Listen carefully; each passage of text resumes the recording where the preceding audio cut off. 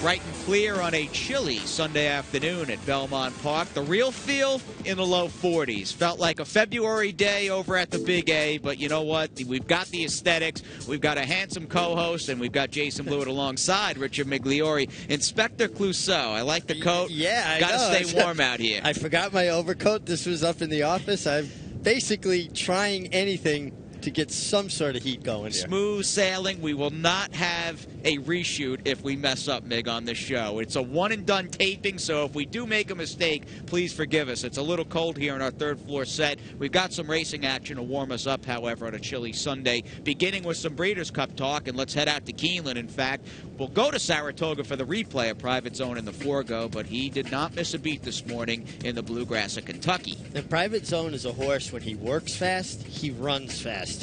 Some horses do too much in the mornings. It seems like with Private Zone, you can't do enough. He's worked 5/8 and 57 and change and come back and run big. He works in 59 here. Private Zone is going to take a lot of beating in the Breeders' Cup Sprint. Like him going 3/4. He's my favorite horse in training. A 4-time Grade 1 winner. He's been a terrific story when you think about Good Friends Stable and just the partnership that has included Renee Douglas. Well, Renee Douglas is really the driving force behind this. He's the one who found the horse. He scouted this horse. And always a good horseman when he rode. Well, now he's applying it in what he sees and that knowledge from years of being around horses. 21 Keeneland starters yesterday morning, Saturday, for trainer Dale Romans, who's got a penchant for pulling upsets. He did it in the Travers with American Pharaoh and Keen Ice and taking down the Triple Crown winner with Keen Ice, and he will send out the proverbial kitchen sink at this upcoming Breeders' Cup. Yeah, and, you know, this is basically Dale Romans' stomping grounds, Kentucky, you know, Lexington as well as Louisville. Keen Ice, obviously the Travers winner, but some 2-year-olds too. Brody's Cause, Unbridled Outlaw.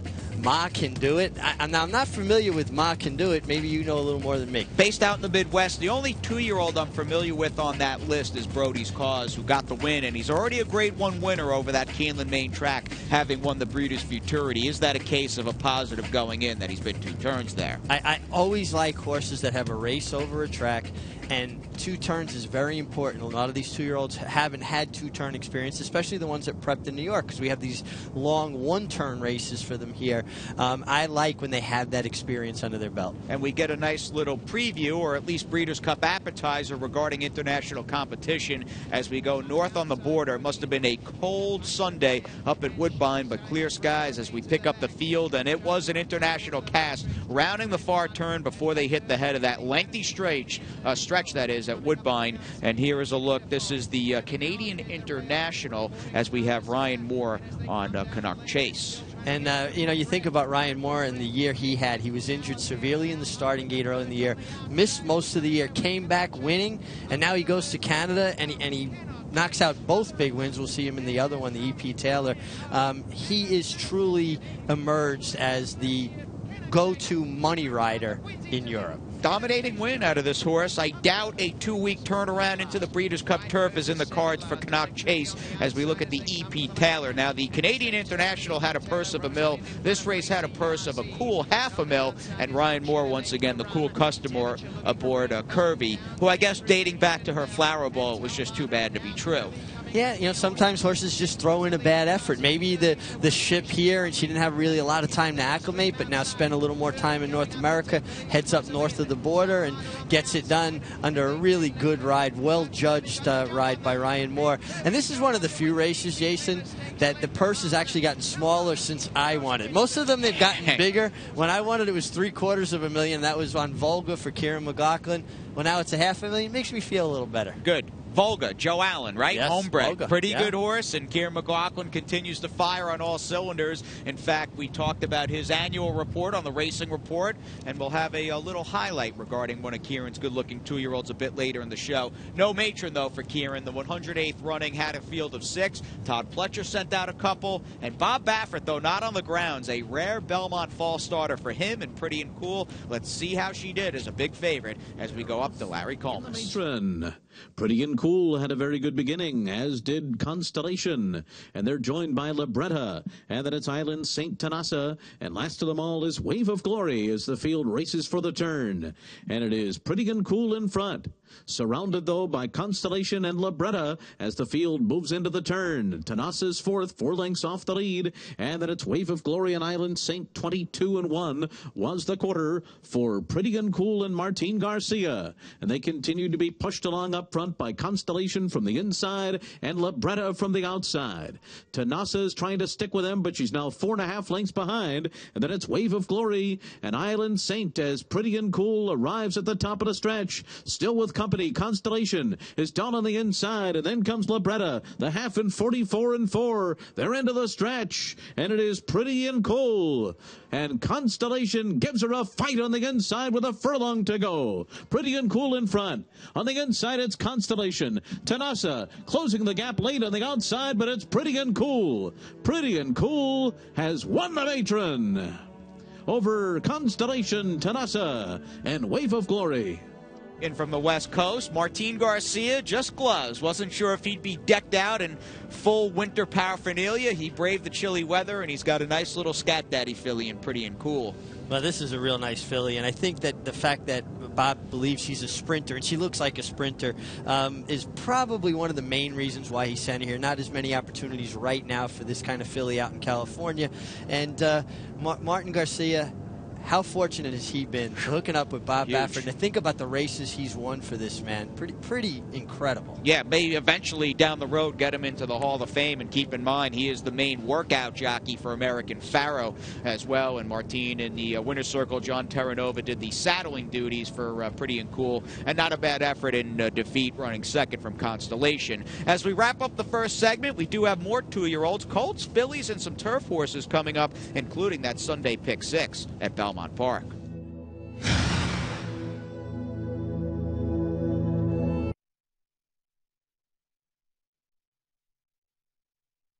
The 16th foal, Rachel's Valentina, and Awesome Dame. And here is Rachel's little girl, Rachel's Valentina, in a dazzling debut. To winner coming, Constellation. Rachel's Valentina runs at her and takes the lead. Tap to it on the outside, but they're coming down to the line. Rachel's Valentina is the princess of the spa. She beats Tap to it in the spinaway.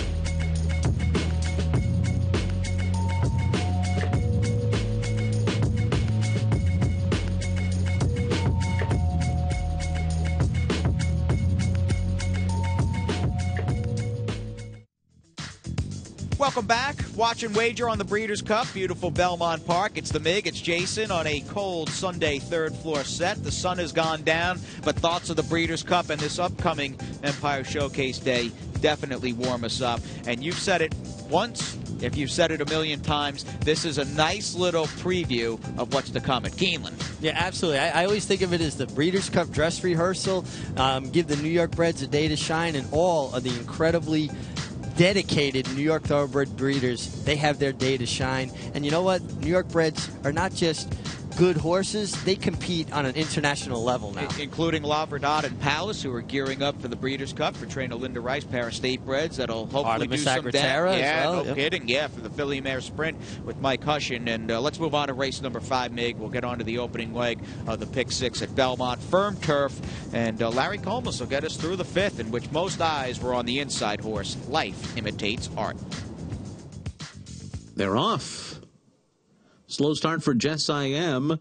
Abiding Star goes out to the front. Barahona to the outside. Away with some early speed. And then it's Ballarox and Rah Rah Rah, followed by Life Imitates Art, who's down on the inside. Now being passed on the outside by Steamboat Bill. Break of another 2 to Jess I Am, who goes up by a couple of rivals. Inspector Lindley and Mr. Magic are next. And Dieppe has been outrun so far. So the field moving up the backstretch and through that first quarter in 23 seconds flat. Abiding Star, the leader, 3/4 of a length. Barahona second. Balarox is third to the outside. Then it's Steamboat Bill in fourth. Rah Rah Rah fifth and down toward the inside. And then it's Life Imitates Art, who's been switched to the outside and is racing 5 lengths off the lead. Then Jess I Am, followed by Mr. Magic, Inspector Lindley, and Dieppe has trailed so far.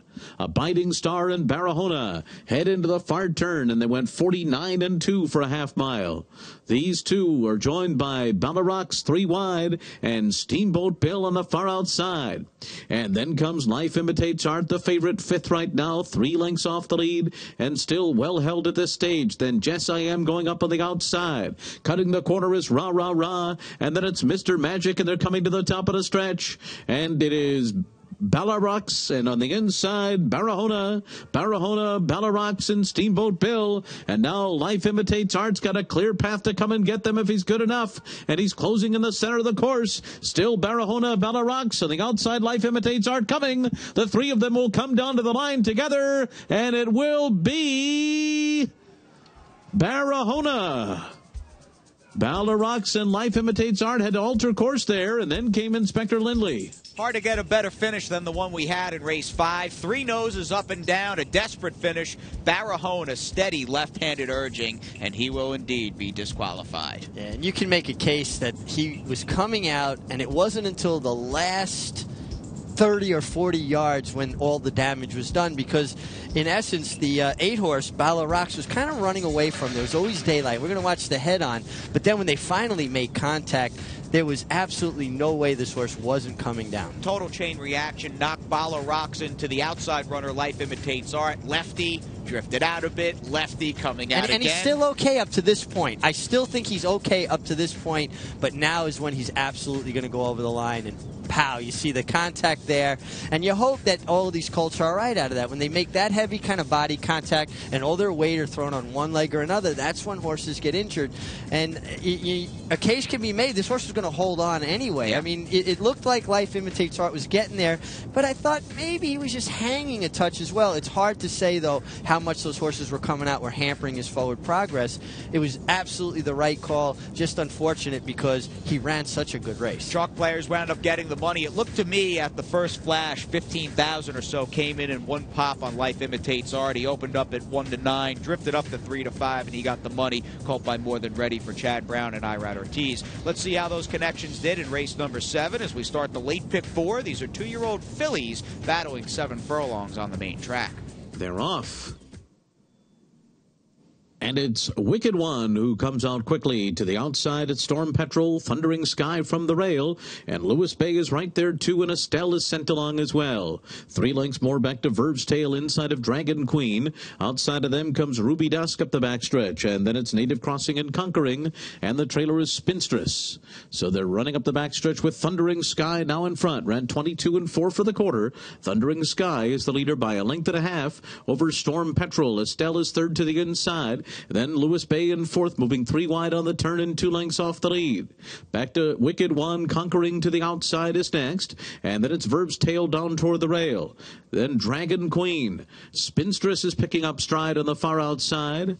And then comes Native Crossing and Ruby Dusk. And they're coming toward the top of the stretch. Thundering Sky in front. 46-4 the first half mile. Storm Petrol and Lewis Bay are right up alongside. The 3 of them turn for home together. Thundering Sky cuts the corner. Lewis Bay under a hand ride sidles up alongside in second, and Lewis Bay runs by to take the lead now. Lewis Bay and Irad Ortiz Jr. opening up to lead by 3 as they come by the 16th pole. Thundering Sky and Storm Petrol are next, and then Verve's Tail. It's all Lewis Bay. Lewis Bay, much the best here, won it by about 6 lengths in the end over Thundering Sky, then Verve's Tail and Storm Petrol. Very professional second time out with this Bernardini filly. In fact, a little green, and on that inside lead, there she goes, getting back to her correct lead, flying past the 8th pole. I wonder if the tempted 18 days between this race and the tempted opening day at Aqueduct might be in the cards for Lewis Bay.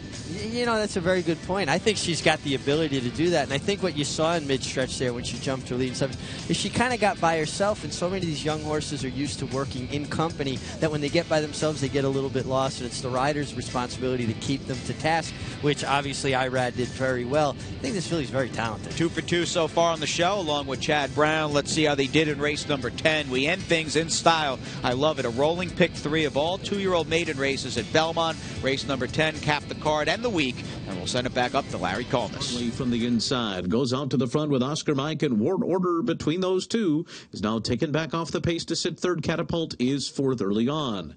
And then comes Late Breaking News, followed by 10 Hut. Snag is next by another 5 lengths, and then comes Madison Man, Vulcan's Forge to the outside, Nick's Luck, and City Gold.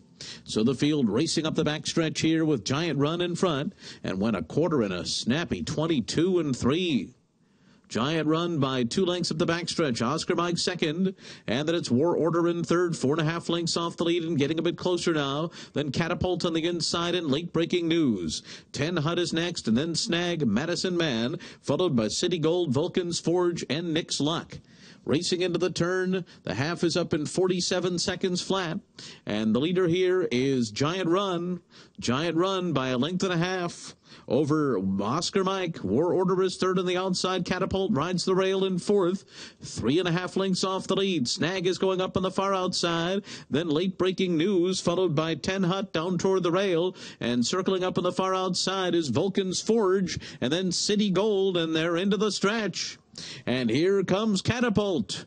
Catapult ranges up alongside of Giant Run and takes the lead. Catapult to the front. And then it's Giant Run. Vulcan's Forge is up running in third. Catapult drifting out through the stretch, but in front. And it will be another win for Irad Ortiz and Chad Brown. Catapult over Giant Run, Vulcan's Forge, and Snag. A combined 4 wins Sunday for Chad Brown and Irad Ortiz, and here was the last piece in the puzzle.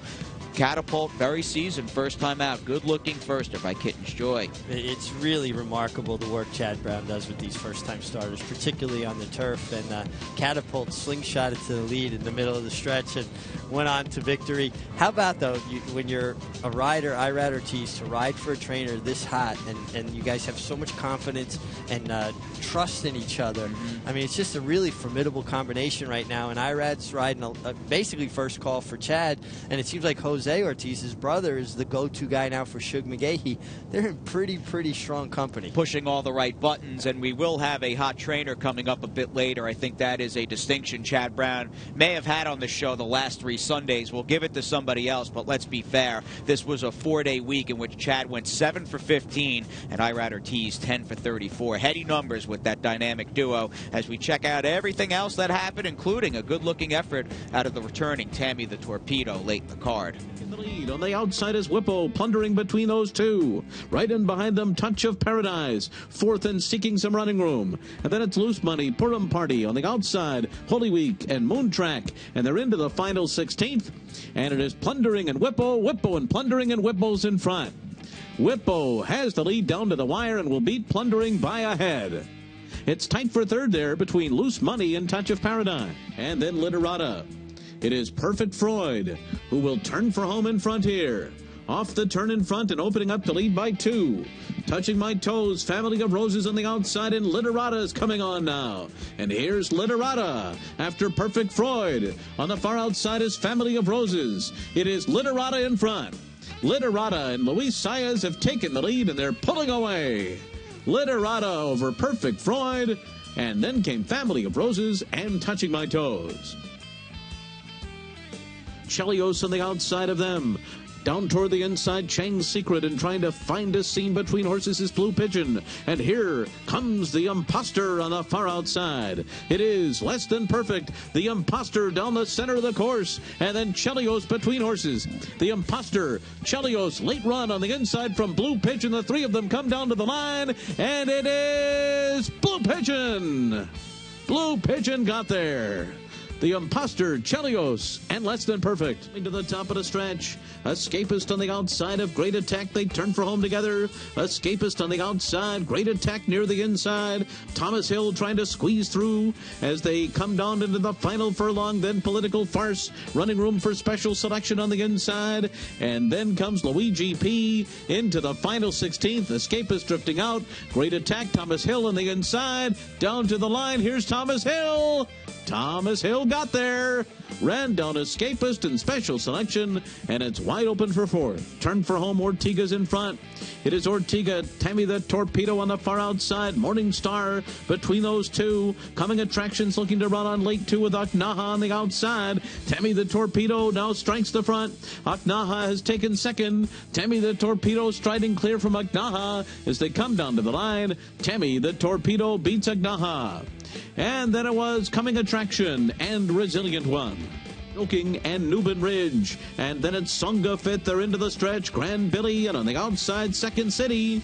Second City battling Grand Billy as Newbin Ridge is closing up the rail, and Joking is closing on the far outside. And here's Joking now. Joking up for the lead. Grand Billy, Newbin Ridge coming through on the inside, and then Second City. It's going to be Joking. Joking won it. Grand Billy holds second from Newbin Ridge, and then Second City fourth. Western sky look from beautiful Belmont Park. A wild sunset as it gets dark out here. The day's getting much shorter. 6:38 as we get the claims, Mig. On day number 28, we had a few. In fact, we had 3. Chelios, named for one of my favorite. Brian Leach is my favorite American-born defenseman of all time, but I was a big Chris Chelios fan of the Blackhawks fame back in the day. Dave Canizzo claiming that horse off Tom Proctor. Escapist, pretty game and determined, finishing an hour second in race number 6, claimed by Robert Falcone Jr. And as the sun sets, this second segment will go the same way. We are high above Belmont Park. The spotlights are on us, and sit tight for a look back at the week that was.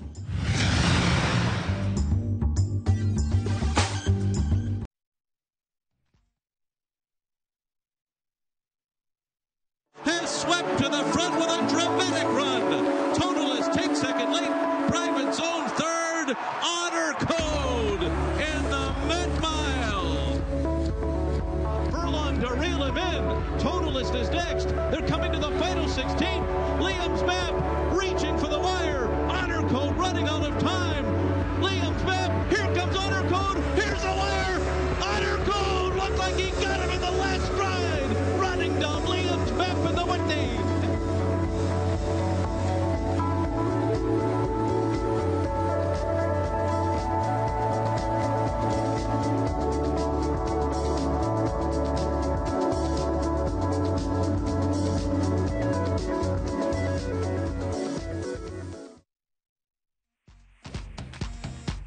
Less than 2 weeks out from a Breeders' Cup debut for the very talented Honor Code. Watch and wager on the Breeders' Cup right here at Belmont Park, and of course at NYRA.com, and we'll see how he does for Shug, stretching out and trying a mile and a quarter against a classic that is really as deep as it ever has been. And just the way he's training now, I mean, Shug making the comment, his breeze last time was his best breeze all year. Maybe he's going to be perfect for the Breeders' Cup. And I was struck by that image of Mr. Farish leading him into the winner's circle after the Met Mile. Think about how exciting it has to be for the Farish family. AP Indy now, retired from stud, and you've got Honor Code going to fill his shoes. Yeah. Or potentially, or try to fill his shoes. Try to fill his shoes. Yeah. 4-year-old Ridgeling by the great AP Indy out of that tremendous female family. Serena's Cat the Dam, and she has been a Picasso kind of producer. Top performers, though, in the meantime, Mig. I could sit and talk Breeders' Cup and Honor Code with you all night, but we got to get to Mr. Maybe, who impressed in his first start off a private buy from Mike Dubb and a trainer change to Chad Brown. Well, Chad Brown's hitting on all cylinders. This horse was super impressive. You made the comment to me off camera about having the foresight to stretch this horse out. And look at him streak through the stretch, a gray streak through the stretch. And, we've said it before, Michael Dubb buys and claims horses with a plan. And here's one of our old friends, the battle-hearted 7-year-old gelding by Street Cry. Good old Plainview, who's just speedy, durable, and just likes to knock heads and get it done. This is my kind of horse. I mean, he's blue collar. He brings his lunch pail. He goes to work. And I like the fact that he was able to sit off a very game Sandy Slough and get it done when he's done his best work on the lead. When a horse is good, they can do anything. We promised a little Keir McLaughlin chatter, and here we go with annual report, seasoned after a tough beginning in Saturday's Futurity upset. Wait, no surprise that he won, just in the fashion he did it, breaking, okay, but getting squeezed back, having to take kickback, circle the field, finishes resolutely, galloped out well. This is a horse with a future who really looks like he's going to relish as the races as they go longer. And Kieran also has Mohayman pointing for the Nashua opening day at the Big A. And just in regards to the futurity, we talked about that race from start to finish and made some stops at some rare tracks for us like Hawthorne and Finger Lakes on the Racing Report, 6 p.m. Monday and Tuesday. We hope you'll check it out. And Irad Ortiz Jr. continues to put up some big numbers. As I mentioned, 10 for 34 this week. And here he is aboard Mr. Maybe with a young rider whose confidence must just be through the roof. Well, you can just see, especially the way he's riding the grass. He sits in there, and it's never a moment of doubt for him that he's going to find a seam, he's going to get out, he's going to get there, and horses really feed on that energy, and he's fun to watch. Physically, he's talented, and mentally, the way he's come together and really sees a race. How about this? 70% of today's races won by only 2 riders.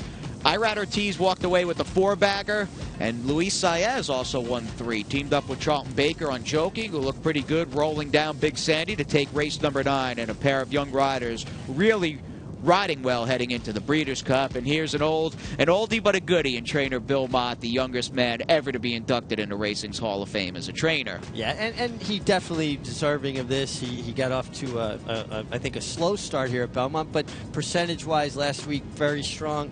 And we can't give it to Chad Brown every week. He gets honorable mention. Chad, we love you. You're doing an outstanding job, but you've been the hot trainer, I think, since we got back from Saratoga. So we'll give it a future Hall of Famer. We'll give it to a guy who's been enshrined in the Hall of Fame over the last 20 years. And Chad, this is his meat to lose, and in fact a 13-win lead on Todd Pletcher and a very impressive group of horsemen and horsewomen on that list. And we have Maggie standing by. It's never too early to look at those Wednesday past performances, and proving that, take it away, Maggie.